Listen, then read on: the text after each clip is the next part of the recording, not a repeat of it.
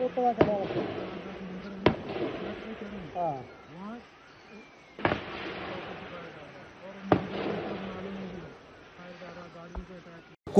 পর এবার ফের সেই কাঠুয়া, ফের জঙ্গি হামলা।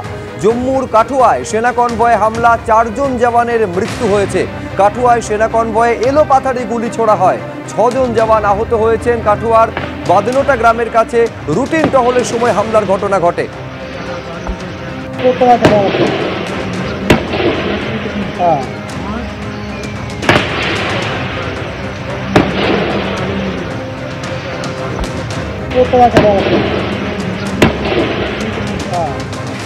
সব বিএসএফ এক নয়, টোটাল বিএসএফ এর যে ওখানে 85 ব্যাটালিয়ান্স আছে সবাই নয়। একটা পলিটিক্যাল শেল্টার দেওয়া হচ্ছে এলাকাতে, যাতে টিএমসি শেল্টার পায়। এবার বিএসএফ যদি সেটা করে, আমাদের সেটা পদক্ষেপ নেওয়া উচিত। কেন্দ্রের একজন মন্ত্রী যে সেন্ট্রাল গভর্নমেন্টে যার অধীনে বিএসএফ, সেই বিএসএফ ওর কথা শুনছে না। আমার মনে হয় এর থেকে পদত্যাগ করে দেওয়া উচিত। বনগাঁ সীমান্ত দিয়ে জিনিসপত্র আদান প্রদান নিয়ে বিতর্কের সূত্রপাত, আর সেই বিতর্কে জল গড়ালো এবার রাজনীতির আঙিনায়। কেন্দ্রীয় স্বরাষ্ট্র মন্ত্রকের অধীনস্থ বিএসএফকে নিশানা করলেন জাহাজ প্রতিমন্ত্রী শান্তনু ঠাকুর। পাল্টা বনগাঁর বিজেপি সাংসদকে বিঁধলেন তৃণমূলের বনগাঁ সাংগঠনিক জেলার সভাপতি বিশ্বজিৎ দাস।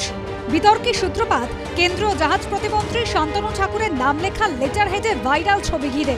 তাতে দেখা যায় সীমান্ত এলাকায় মাংস নিয়ে যাওয়ার জন্য এক ব্যক্তিকে ছাড়পত্র দেওয়া হয়েছে। এই ছবি এক্স হ্যান্ডেলে তুলে ধরে তৃণমূল সাংসদ মহুয়া মৈত্র লেখেন, কেন্দ্রীয় মন্ত্রীর নিজের অফিসিয়াল লেটার হেডে 3 কেজি গোমাংস নিয়ে যাওয়ার অনুমতি দেওয়া হয়েছে। আসলে লেটার হেডে বিএসএফ এর 85 নম্বর ব্যাটালিয়নের কাছে ভারত বাংলাদেশ সীমান্তে চোরা কারবারিদের হয়ে পাস দিয়েছেন তিনি। এক্স হ্যান্ডেলে শান্তনু ঠাকুরকে নিশানা করার পাশাপাশি গোরক্ষক সেনা এবং কেন্দ্রীয় স্বরাষ্ট্র মন্ত্রককেও ট্যাগ করেন মহুয়া মৈত্র।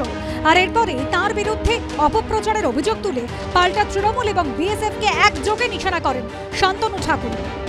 এটা পাচারের কোনো বিষয় নয়, এটা অভ্যন্তরীণ ভারতবর্ষের ভূমির মধ্যে যারা প্রান্তিক এরিয়ার লোক, তাদের পক্ষে এটা অসুবিধা। এমনি তো বিএসএফ একটা অসুবিধা করে রেখেছে নাকা চেকিং দিয়ে, তো সেখানে আমার প্যাড যদি ইউজ করে তাদের যদি নিত্য প্রয়োজনীয় সুবিধা তারা পেতে পারে, তাহলে সেখানে আমি মনে করি সেটা অসামাজিক কাজ নয়।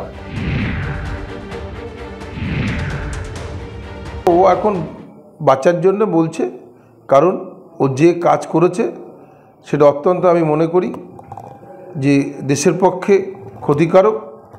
একজন কেন্দ্রের মন্ত্রী এখানকার সাংসদ হয়ে যে চোরাচালানকারীদের যে সহযোগিতা করছেন, দেশদ্রোহী কাজের মধ্যেই এগুলো পড়া উচিত। অবিলম্বে এদের বিরুদ্ধে ব্যবস্থা নেওয়া উচিত। যে একজন সাংসদ হবার অযোগ্য, যার লেটার প্যাড সাধারণ চোরাচালানকারীদের কাছে পৌঁছে গিয়েছে, এই ধরনের মানুষরা দেশের ক্ষতিকারক। অতএব এদের বিরুদ্ধেই আগে ব্যবস্থা নেওয়া উচিত।